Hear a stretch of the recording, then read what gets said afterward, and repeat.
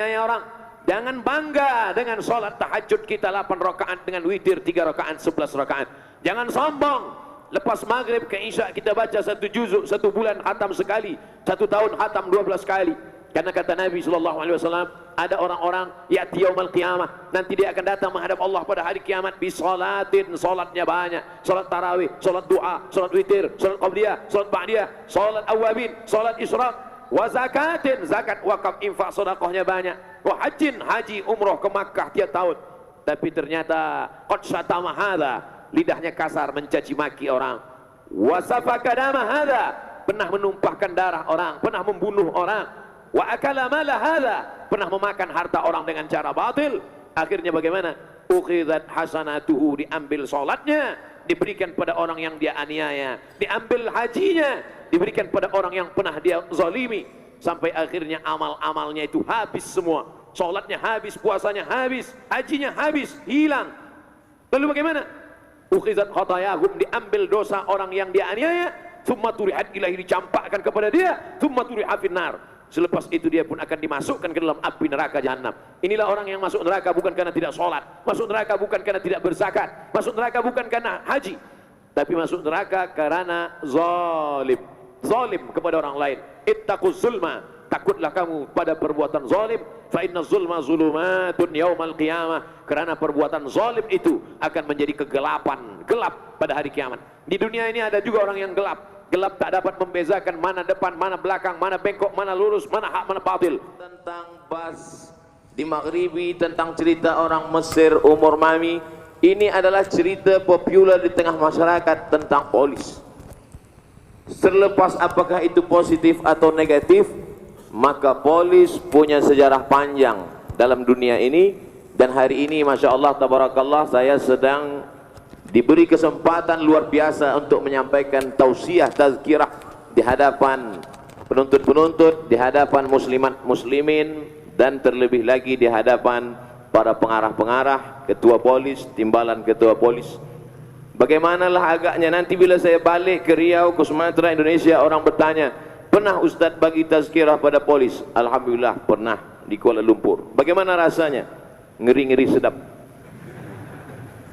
InsyaAllah pertemuan kita ini mendatangkan barakah insyaAllah. Menjadi polis adalah kehormatan dan kemuliaan. Mengapa begitu? Berapa banyak orang ingin jadi polis tapi cita-citanya tidak tercapai, tak sampai niat itu. Tapi ada yang disampaikan Allah niatnya, pekerjaannya sekali bekerja, sekali dia beribadah. Ada orang beribadah tapi tak bekerja, membaca yasin, solat duha, solat tahajud, solat tahiyatul masjid, itu adalah ibadah tapi tidak bekerja. Ada orang bekerja tapi tidak beribadah. Itulah dia orang-orang yang bekerja, mencari makan, mencari nafkah, berniaga tapi tak pernah menyebut Allah, tak ada niatnya kerana Allah. Mereka ini bekerja tapi tidak beribadah. Tapi ada orang yang satu langkahnya, satu ayunan tangannya, dia bekerja sekaligus beribadah. Itu adalah polis-polis yang pagi tadi berangkat dari rumah, dia langkahkan kaki, bismillah tawakkaltu ala Allah, la haula wala quwata illa billah. Maka bekerjanya sekaligus menjadi ibadah. Mudah-mudahan polis-polis kita mendapatkan semua itu dari pagi tadi berangkat sampai balik malam nanti insyaallah. Kalau tidak begitu niatnya, bagaimana mungkin mereka boleh menangkap penjual dadah yang resikonya terbunuh atau dibunuh? Bagaimana mungkin mereka bekerja pagi, petang, siang dan malam mengawasi masyarakat penjahat, kriminal? Kalaulah niatnya tidak kerana Allah, maka akan hilang, hampa, sia-sia, tak bermakna. Kalau menurut bahasa Al-Quran namanya haba'an mansura. Haba'an mansura, seperti debu yang dihembus angin. Ambil debu, letakkan tapak tangan, hembus kuat-kuat. Begitulah segala perbuatan ini hampa. Kalau hanya berharap kepada gaji saja, kalau hanya berharapkan kepada penghormatan, kemuliaan, maka tak akan mendapatkan apa-apa. Yang pertama sekali ingin mewujudkan, tajuknya saya simpan, sengaja saya simpan, ingin bawa kembali ke tanah air, akan menjadi kenang-kenangan. Kemana pula dia pergi? Berintegriti. Integriti adalah orang-orang yang bersih, bersih dari riswah, bersih dari makan haram, bersih dari menuruti hawa nafsu. Maka itu semua balik kepada niat. Makanya kata Imam Abdullah ibn al-Mubarak, rubba amalin saghirin, berapa banyak amal perbuatan yang nampaknya kecil di depan mata, tapi nanti di akhirat dia akan menjadi besar kerana niat, kerana Allah. Berapa banyak pula orang-orang yang nampaknya amalnya besar, amal dia besar, tapi ternyata di hadapan Allah amal itu tak bermakna. Apa sebab? Kerana niat tidak betul. Boleh jadi yang nampaknya di dunia ini yang Ustaz Abdul Somad, yang membagi tazkirah Abdul Somad, yang disebut-sebut sebagai ulama da'i Nusantara Abdul Somad.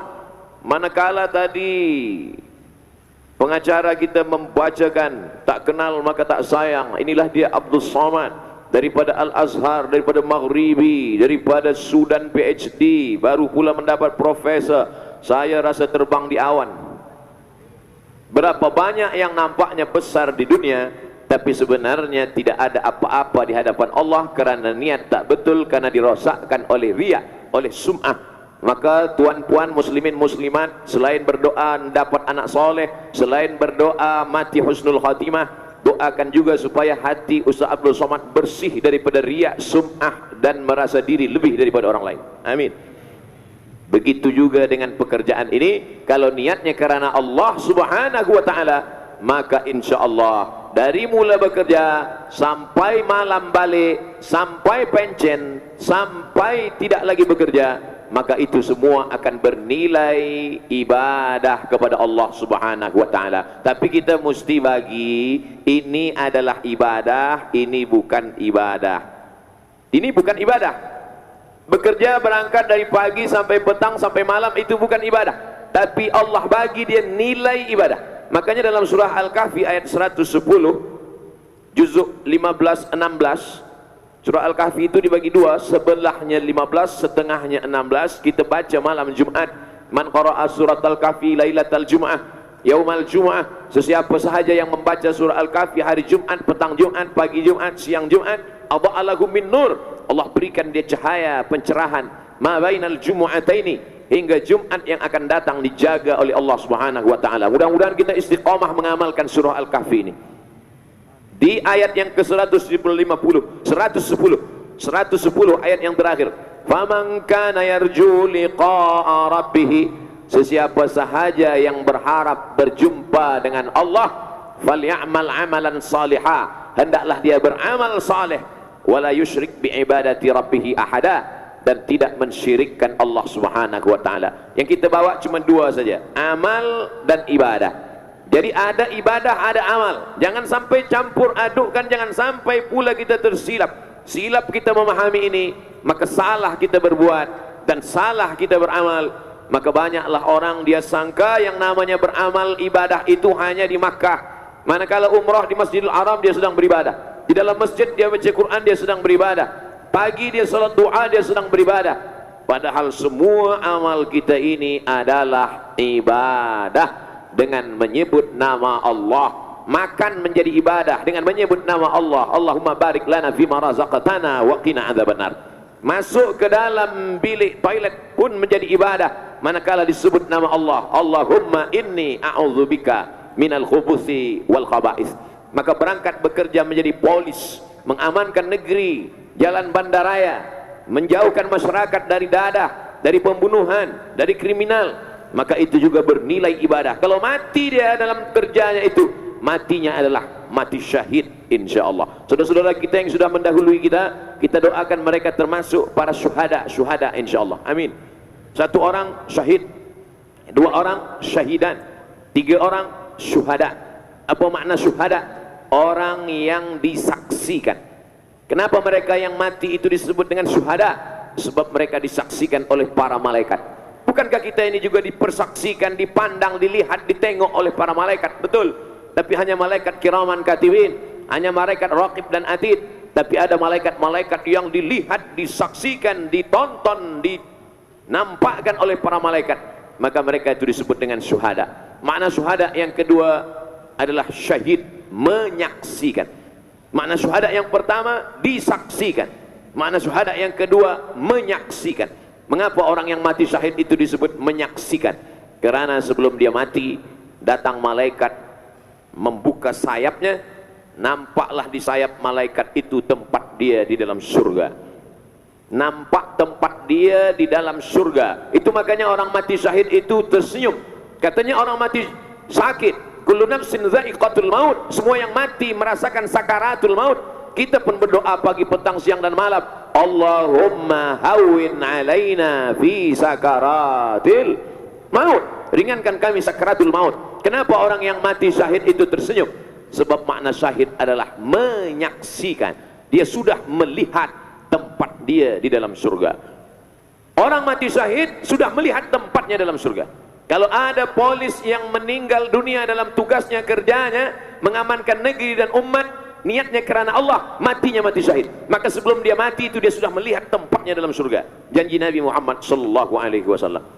Ustaz Abdul Somad, jangankan melihat tempat dalam surga, melihat tempat parking di Bukit Aman pun salah.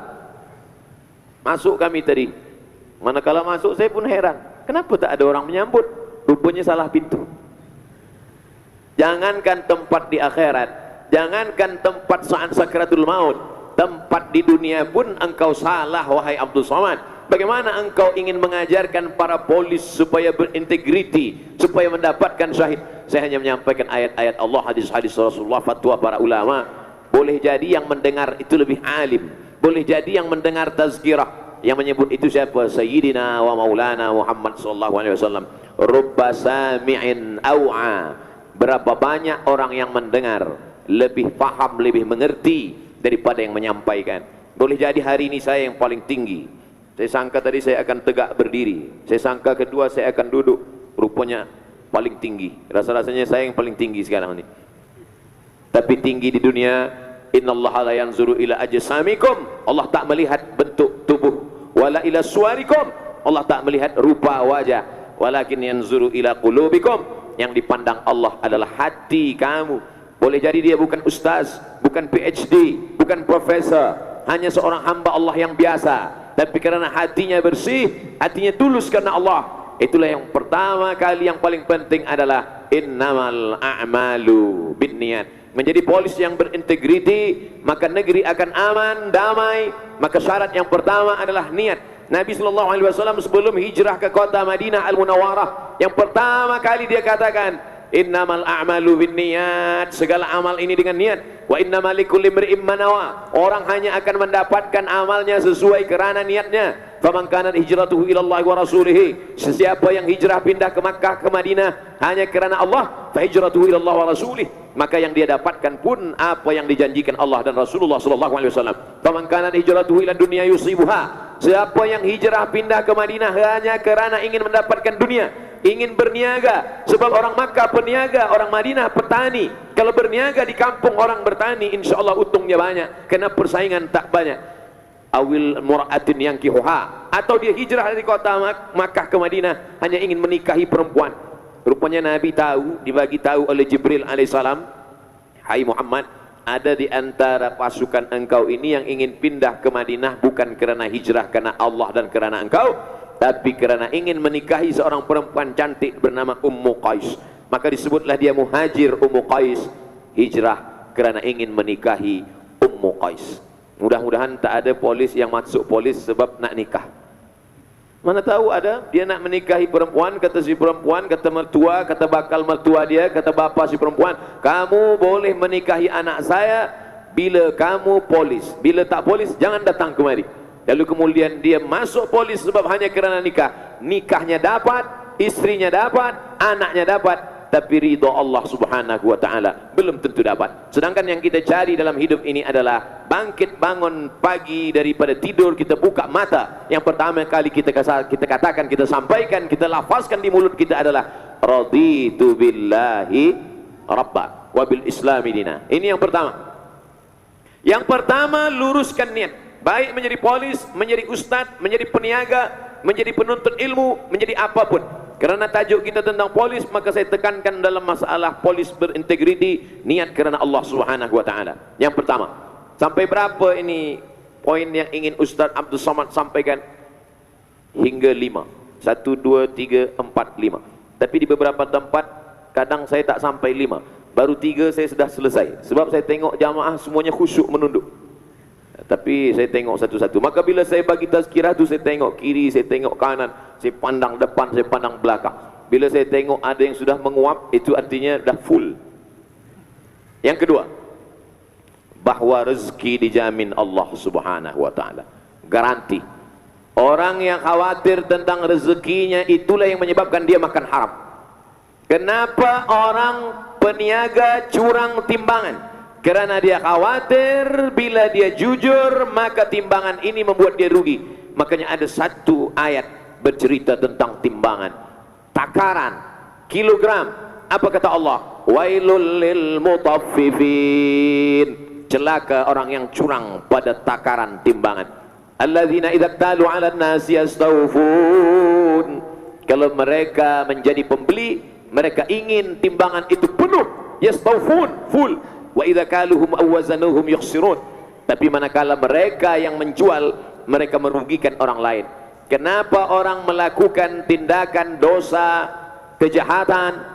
Semua hanya kerana takut tidak makan. Peniaga takut tak makan. Orang-orang berbuat jahat karena takut tak makan, lalu dia jual barang orang lain, lalu dia mencuri, lalu dia makan haram, lalu dia melakukan perbuatan riswah, lalu dia melakukan perbuatan ghish, tipu, lalu dia melakukan. Maka yang kedua yang mesti diyakini adalah bahwa Allah menjamin garansi rezeki. Wa ma min dabbatin fil ardi, segala yang melata berjalan di atas muka bumi ini, illa 'alallahi rizquha, Allah menjamin rezekinya. Makanya dulu orang kafir musyrik jahiliyah, bila lahir anak perempuan mereka bunuh hidup-hidup. Makanya ada ayat Quran bercerita tentang anak yang perempuan dikubur hidup-hidup, itu nanti akan ditanya. Wa idzal mau'udatu su'ilat, semua anak-anak perempuan yang dulu dikubur hidup-hidup akan ditanya, bi ayyi dzambin qutilat, kenapa kamu dibunuh wahai anak perempuan? Kenapa bapak kamu sampai hati menanam kamu ke dalam pasir panas hidup-hidup, padahal kamu baru saja bernafas melihat dunia? Maka saat itu mereka menjawab, kerana bapak kami takut kami tidak makan. Apa kata Allah menjawab? Nahnu narzuqukum wa iyyakum, nahnu narzuquhum wa iyyakum.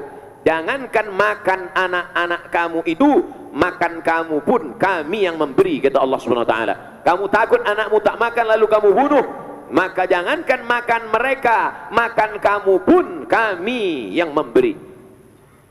Jadi hari ini kita lihat ada orang yang takut, saking takutnya kepada rezeki, lalu dia tidak lagi takut kepada Allah. Bangkitkan rasa takut pada Allah, habiskan rasa takut 100% untuk Allah, sehingga tiada baki, tak ada tersisa lagi dalam hati kita untuk takut tidak makan, untuk takut anak tidak sekolah sampai universiti, untuk tidak takut. Tapi semuanya tetap ada ikhtiar.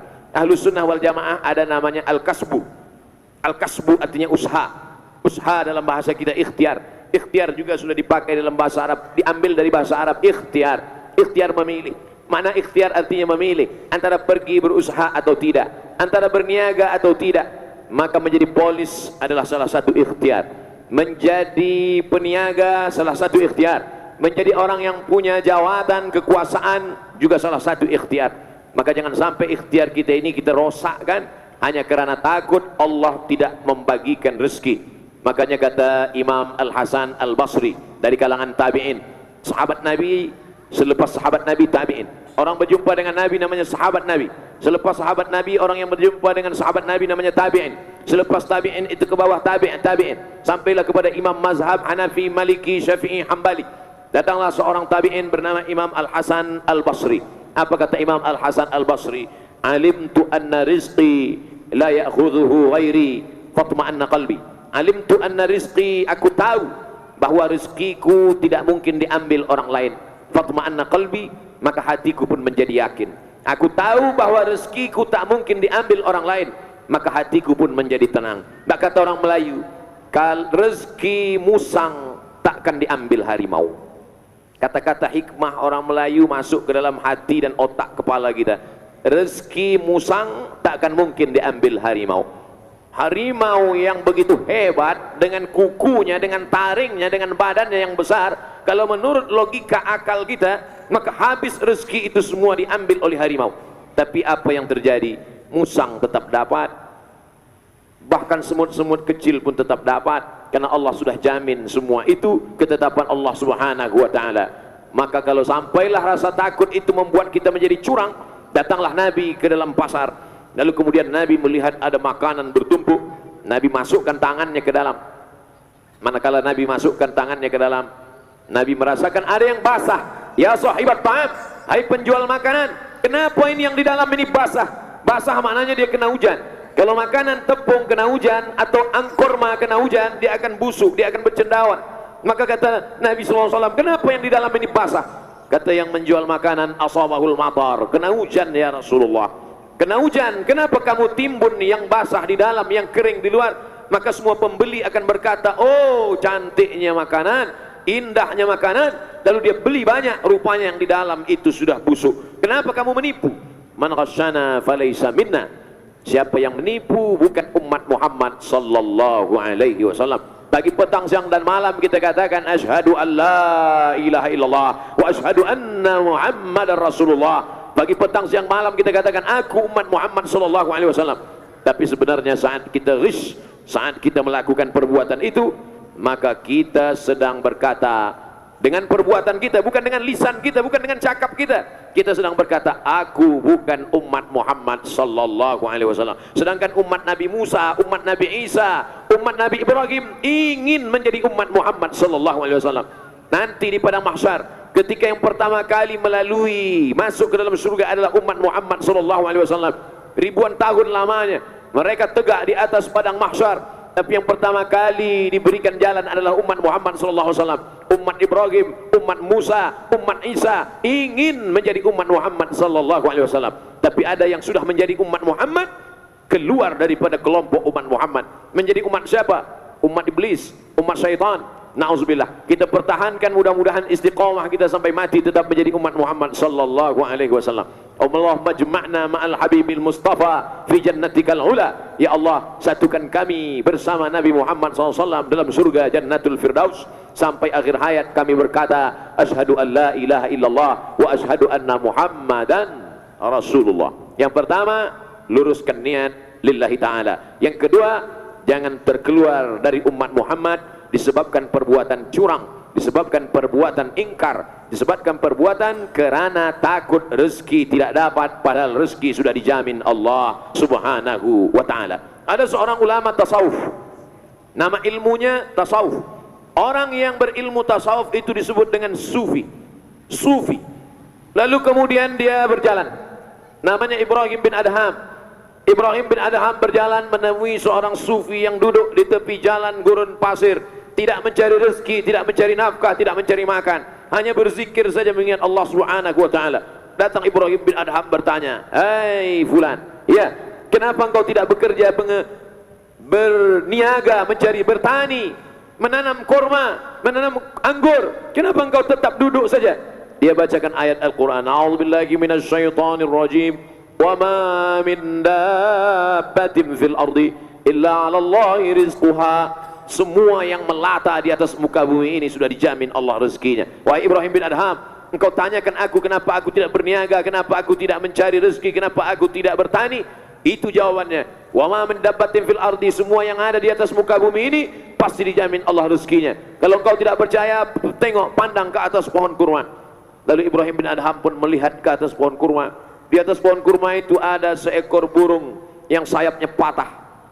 Seekor burung sayapnya patah. Dari sejak kecil sayapnya patah, tapi sampai besar dia tetap hidup di atas. Dari mana dia dapat cacing? Dari mana dia dapat anak ikan? Rupanya ada burung lain yang datang terbang mengantarkan cacing, mengantarkan anak ikan, mengantarkan sarang semut, mengantarkan makanan. Kalau kau tak percaya bahwa rezeki dijamin Allah, sedangkan seekor burung yang patah sayap saja tak mati karena dijamin Allah, apalagi aku yang dimuliakan karena aku adalah umat Muhammad sallallahu alaihi wasallam. Ibrahim bin Adham terdiam. Tapi setelah itu Ibrahim bin Adham menjawab, kata-kata engkau memang betul wahai sufi, tapi kau lupa hadis Nabi Muhammad sallallahu alaihi wasallam. Apa kata hadis Nabi? Al-yadul ulya khairum minal yadis sufla. Tangan yang di atas lebih mulia daripada tangan di bawah. Tangan yang memberi lebih mulia daripada yang menerima. Al-mu'ti, yang memberi, yang mengasih, lebih mulia daripada sa'il yang meminta-minta.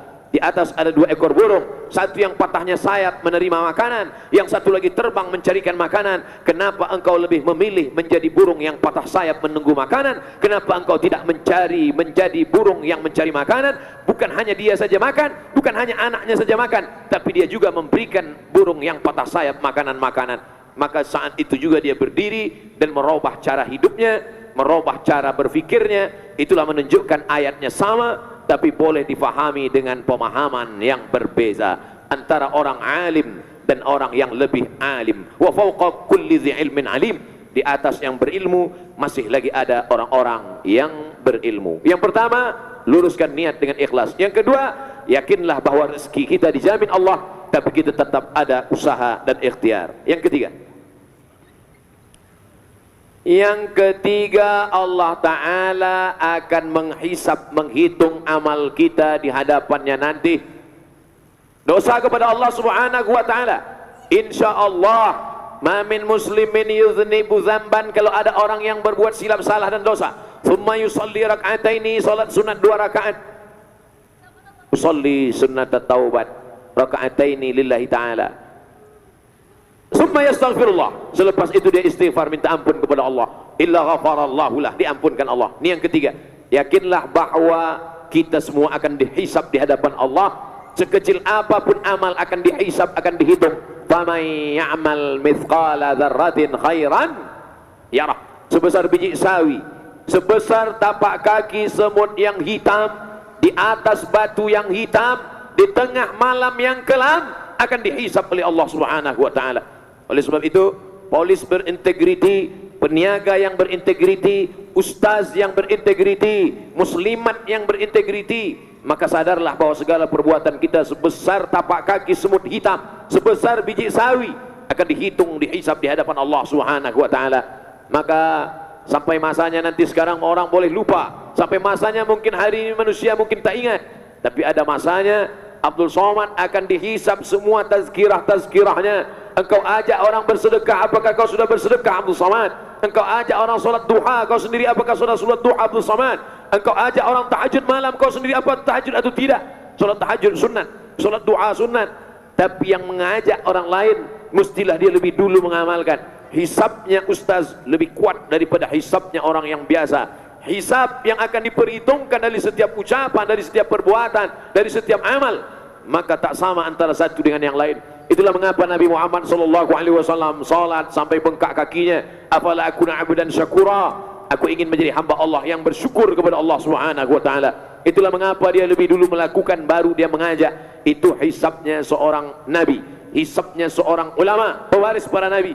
Maka bagaimana hisabnya seorang doktor medikal, bagaimana hisabnya seorang polis, bagaimana hisabnya seorang peniaga, bagaimana hisabnya seorang lawyer. Masing-masing kita nanti akan ditanya. Ini hanyalah jalan semuanya. Lawyer jalan, ustaz jalan, menjadi orang yang berkuasa adalah jalan.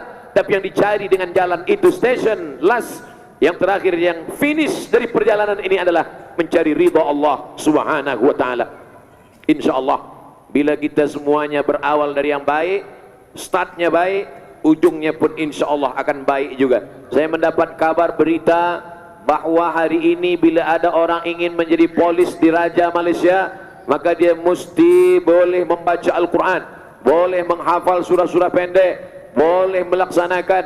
Bila dia tidak boleh, maka dia tidak akan mungkin mendapatkan kelulusan, dia tidak akan mungkin sukses dalam. Artinya apa? Dari awal sudah ditanamkan integriti, dari awal sudah ditanamkan agama. Tidak ada yang boleh menjadikan orang merasa diawasi oleh Tuhan, oleh Allah, kecuali agama. Karena sejahat-jahatnya dia pasti akan balik ke pangkal jalan, bertaubat kepada Allah Subhanahu wa Ta'ala. Tapi ada dosa kepada manusia, ada dosa kepada Allah. Dosa kepada Allah, insya Allah salat sunat 2 rakaat, usalli sunat taubat raka'ataini lillahi ta'ala, summa yastaghfirullah, selepas itu beristighfar minta ampun kepada Allah, illa ghafarallahu lah, diampunkan Allah. Tapi buat aniaya kepada manusia, pernah menzalimi orang lain, pernah menyakiti hati orang lain, pernah memakan harta orang lain, tak dapat ditebus walau seminggu menangis di pintu Ka'bah, walau di multazam meratap sampai basah kiswah dinding Ka'bah, tak akan dapat menebus itu semua. Hanya meminta maaf Nabi Muhammad sallallahu alaihi wasallam, Nabi Sayyidul Anbiya wal Mursalin. Apa kata Nabi? Apa kata Allah Subhanahu wa taala kepada Nabi Muhammad? Wala saufa yu'tika rabbuka fatarda. Apapun yang kau mahu, aku akan berikan wahai Muhammad SAW. Tapi untuk meminta maaf atas dosa silap salah kepada manusia, tidak akan mungkin bisa ditebus dengan minta maaf kepada Allah. Maka Nabi pada hari Rabu Nabi naik ke atas mimbar. Hari Isnin Nabi meninggal dunia. Rabu dia naik ke atas mimbar. Kamis, Jumat, Sabtu, Ahad, Isnin, 5 hari sebelum meninggal, Nabi sudah naik ke atas mimbar dan bertanya, Man kuntu jaladtu lahu zahran. Siapa yang dulu belakangnya pernah aku cambuk, manakala aku akan mencambuk kuda, mencambuk unta, rupanya dia ada di balik kuda itu. Lalu kemudian ujung cambuk itu kena ke pundaknya dan dia sakit hati. Tapi dia tidak membalas karena takut, karena segan, sebab aku Nabi. Hari ini aku meminta, siapa yang mau membalas, balaslah, kata Nabi. Hari Rabu Nabi mengadakan itu, semua sahabat diam. Selepas itu apa kata Nabi? Man kuntu syatamtu lahu irdan. Siapa yang pernah harga dirinya aku caci maki, kata-kata aku menyinggung perasaannya, lalu kemudian dia marah karena harga dirinya sudah terkena, lalu kemudian dia ingin membalas, hadza sadri, ini dada Muhammad SAW, falyastaqim minhu, silakan balas. Hadza irdi, ini harga diri Muhammad, silakan balas. Zahir batin, zahir pundak yang kena cambuk, balas. Sahabat Nabi diam. Batin, hati, siapa yang batinnya tersakiti, tersinggung, siapa yang ingin balas? Sahabat Nabi terdiam. Selepas itu Nabi bertanya, siapa di antara kamu yang pernah aku pinjam uangnya, lalu kemudian belum aku bayar? Maka saat itu berdiri seorang lelaki. Apa kata dia? Inna laka alayya thalatha darahim. Sesungguhnya engkau pernah meminjam 3 dirham. Uang zaman Nabi emas dinar, yang perak dirham. Engkau pernah meminjam 3 dirham ya Muhammad, dan sampai hari ini belum berbalas. Maka apa kata Nabi kepada Fadl? Di bawah mimbar ada sahabat Nabi namanya Fadl bin Abbas, saudara kandung Abdullah bin Abbas. Idfa' ya Fadl, wahai Fadl, sila bayar. Nabi SAW yang bersih dari silap salah dan dosa tetap juga meminta balas, apatah lagi kita manusia yang bergilimang silap salah dan dosa. Oleh sebab itu, menjadi apapun, menjadi siapapun kita, tetap ada silap dan salah dan dosa. Al-insan, manusia, makanul khata' wan nisyan, tempatnya silap, tempatnya lupa, tempatnya salah, tempatnya khilaf. Oleh sebab itu jangan lupa meminta maaf kalau silap dan salah. Saya sendiri pun, Abdul Somad, kalau banyak tazkirah selepas khutbah, dalam tausiah, selalu di akhir itu saya katakan, bila kata-kata saya banyak menyinggung perasaan tak berkenan di hati tuan dan puan muslimin muslimat, maukah bapak ibu tuan sekalian memaafkan silap salah? Kemudian jamaah mengatakan mau, kata dia. Daripada saya cari mereka nanti di padang mahsyar, lebih baiklah saya minta maaf kepada mereka di Bukit Aman. InsyaAllah aman pula kita nanti di akhirat, insyaAllah. Amin. Jangan pernah malu merasa salah, karena malu di dunia hanya berhadapan sekejap saja, tapi malu di akhirat berapa lama kehidupan di akhirat. Di dunia ini kalaupun kita malu 10-20 tahun, selepas itu malu kita akan hilang karena kita mati. Tapi di akhirat kita tidak akan mati. Akhirat tak ada matinya lagi, karena mati hanya di dunia saja. Di akhirat kekal abadi, kekal abadi di surga, khalidina fiha abada, atau kekal abadi pula di neraka. Waquduhan nas wal hijarah, menjadi bahan bakarnya api neraka. Waquduhan nas wal hijarah, bahan bakar api neraka itu 2. Nas, manusia, hijarah, batu-batu. Ada manusia yang kekal abadi dalam neraka kerana dia akan menjadi kayu-kayunya neraka. Na'udzubillah. Makanya kita selalu berdoa, Allahumma ajirna minan nar, Allahumma ajirna minan nar, Allahumma ajirna minan nar. Rabbana atina fid dunya hasanah wa fil akhirati hasanah wa qina adzaban nar. Ini yang ketiga. Jangan sampai kita aniaya orang. Jangan bangga dengan salat tahajud kita 8 rakaat dengan witir 3 rakaat 11 rakaat. Jangan sombong. Lepas maghrib ke isya kita baca 1 juzuk, 1 bulan khatam sekali, 1 tahun khatam 12 kali. Karena kata Nabi SAW, ada orang-orang ya'ti yaumal qiyamah, nanti dia akan datang menghadap Allah pada hari kiamat bisolatin, solatnya banyak, solat tarawih, solat doa, solat witir, solat qabliyah, solat ba'diyah, solat awabin, solat isyraq, wa zakatin, zakat, wakaf, infak, sedekahnya banyak, wa hajjin, haji, umroh ke Makkah tiap tahun. Tapi ternyata qad syatama hadza, lidahnya kasar mencaci maki orang, wa safaka dama hadza, pernah menumpahkan darah orang, pernah membunuh orang, wa akala mala hadza, pernah memakan harta orang dengan cara batil, Akhirnya bagaimana? Ukhidat hasanatuhu, diambil solatnya, diberikan pada orang yang dia aniaya, diambil hajinya, diberikan pada orang yang pernah dia zalimi, sampai akhirnya amal-amalnya itu habis semua. Solatnya habis, puasanya habis, hajinya habis, hilang. Lalu bagaimana? Ukhidat khatayahum, diambil dosa orang yang dia aniaya, thumma turihat ilaihi, dicampakkan kepada dia, thumma turihat finnar. Selepas itu dia pun akan dimasukkan ke dalam api neraka jahanam. Inilah orang yang masuk neraka bukan karena tidak sholat, masuk neraka bukan karena tidak berzakat, masuk neraka bukan karena haji, tapi masuk neraka karena zalim. Zalim kepada orang lain. Ittaquz zulma, takutlah kamu pada perbuatan zalim. Fa inna zulma zulumatun yaumal qiyamah, karena perbuatan zalim itu akan menjadi kegelapan, gelap pada hari kiamat. Di dunia ini ada juga orang yang gelap. Gelap tak dapat membezakan mana depan, mana belakang, mana bengkok, mana lurus, mana hak, mana batil. Tapi di akhirat ada orang yang gelap. Siapa itu orang yang merasakan kegelapan? Karena perbuatan zalim, zalim, zalim. Mudah-mudahan Allah selamatkan kita dari perbuatan aniaya dan zalim ini, insyaallah. Amin ya rabbal alamin. Yang keempat, selepas bekerja tentu mendapatkan hasil, materi, pujian, kehormatan, pangkat. Semua itu adalah bunga-bunga kehidupan. Dunia ini indah kalau ada bunga-bunganya. Tanam-tanaman terus disiram supaya datang bunga-bunganya. Begitu juga dengan pekerjaan kita ini, ada bunga. Tapi ingat, bunga tak lama, karena dia akan layu, akan menguning, akan mati, akan habis. Bunga paling lama bertahan 1 bulan. Bunga ada musimnya. Ada musim rabi, musim bunga. Ada musim kharif, musim gugur. Ada musim shaif, musim panas. Ada musim syita, musim dingin. Li'ila fi Quraisy, perjalanan orang Quraisy, ila fi rihlatas syita wa shaif. Ada musim panas, ada musim dingin, ada musim bunga, ada musim gugur. Betapa indahnya bunga-bunga kuntum, mekar, kuning, merah. Selepas itu dia pun akan menguning dan layu. Oleh sebab itu ini mesti kita sadari semua. Berawal dari kita register, menjadi doktor, menjadi peniaga, menjadi lawyer, menjadi polis. Selepas itu kita berjalan seperti budak kecil yang awalnya merangkak, tegak berjalan, mulai boleh berlari, lama-lama datang sakit kaki, selepas itu akan duduk, selepas itu akan berbaring. Maka kita semua akan berakhir. Dunia ini hanya sebagai tempat singgah semata. Dunia ini hanya sempat berhenti saja. Sementara hari panas terik, ada pohon rindang, pohon kayu yang besar, kita pun berhenti di bawah pohon kayu sebelum matahari condong. Selepas matahari condong redup, matahari tak lagi panas, kita pun akan berjalan. Abdul Somad singgah sebentar di Malaysia Semenanjung dari 2 hari bulan Februari hinggalah 9 hari bulan berkeliling. Tapi selepas itu nanti sampai masanya akan pergi. Selepas itu kemana lagi? Akan berkeliling, akan berkeliling. Tadi masa cop paspor di airport, mereka tanya, Ustaz Somad nak kemana? Saya nak pusing-pusing Malaysia. Ustaz jangan pusing-pusing, nanti sakit kepala, kata dia. Saya nak keliling. Selepas itu nanti akan kembali. Begitu juga dengan hidup ini.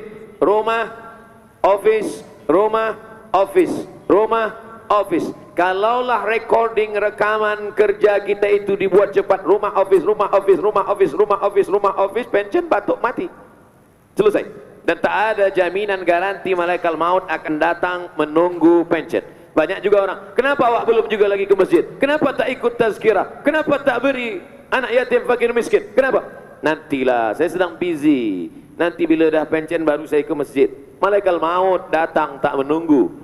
Idza jaa ajaluhum, kalau sudah datang panggilan, la yastakhiruna sa'atan, tak dapat ditunda walaupun sesaat. Wala yastaqdimun, tak pula dapat dipercepat walaupun sesaat. Oleh sebab itu pahami hidup dunia. Dunia ini mata, kenikmatan, keindahan, puji-pujian, ada kekuasaan, ada kehebatan, tapi sampai masanya dia akan berlalu, dia akan habis.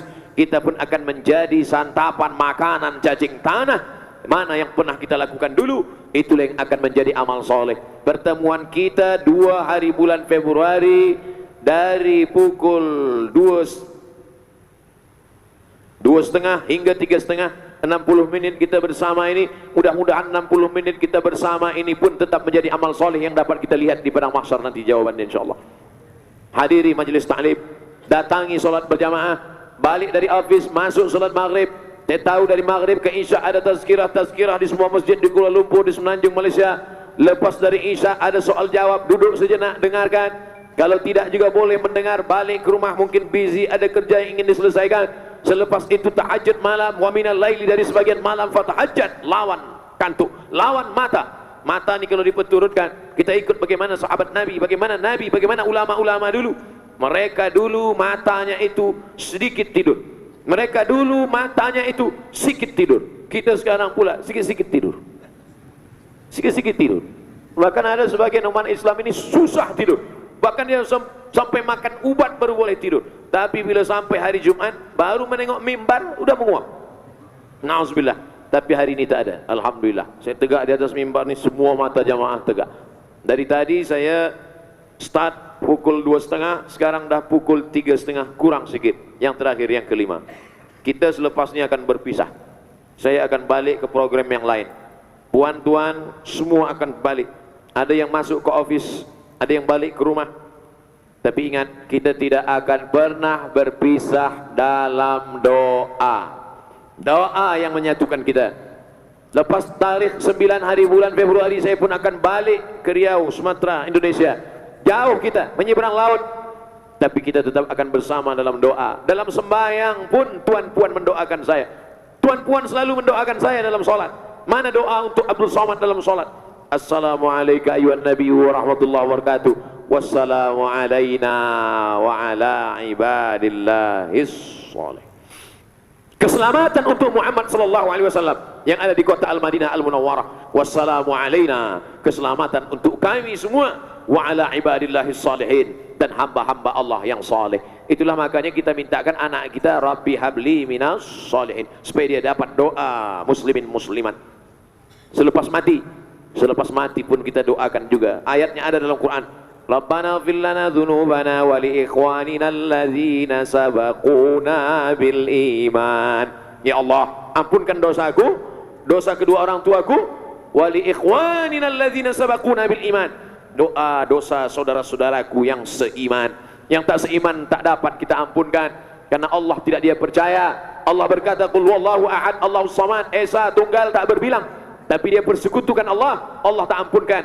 Innallaha la yaghfiru ayyushraka bihi, Allah tidak mengampunkan dosa syirik. Wa yaghfiru ma duna dzalika liman yasha, tapi Allah memberikan ampunan kepada sesiapa saja yang dikehendakinya. Kita boleh berpisah, kita boleh tak bertemu, tapi kita tetap bersatu dalam doa.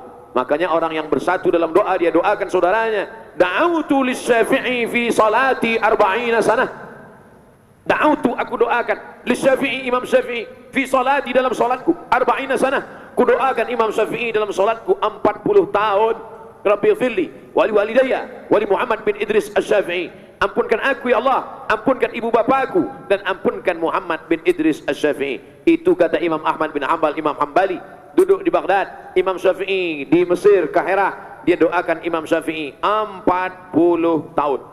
Saya tidak ingin puan-tuan muslimin muslimat mendoakan ke saya 40 tahun. 4 kali jadilah. Lepas maghrib, lepas isya, lepas tahajud, lepas witir, lepas subuh esok. Doakan. Doanya tak usah banyak-banyak, tak usah panjang-panjang. Satu saja. Matikan Ustaz Abdul Somad dalam husnul khatimah. Tak ada manfaatnya amal banyak kalau mati dalam keadaan su'ul khatimah. Inna, sesungguhnya seorang manusia itu akan dinilai dari akhir, last.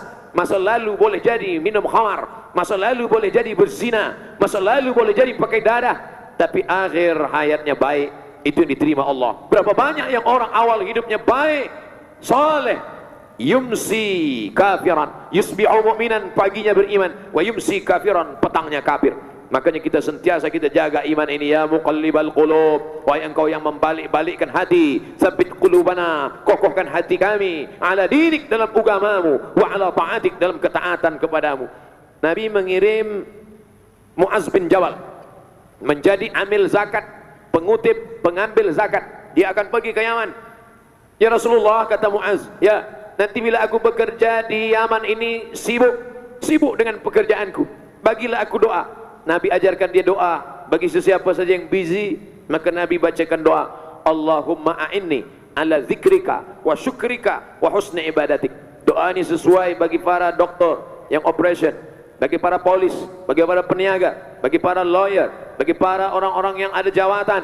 Dia busy dengan kehidupan dunia, mintakan kepada Allah, Allahumma a'inni ala zikrika, tolong aku supaya hatiku ini sentiasa mengingatmu, wa syukrika, selalu bersyukur padamu, wa husna ibadatik, selalu beribadah dengan ibadah yang terbaik.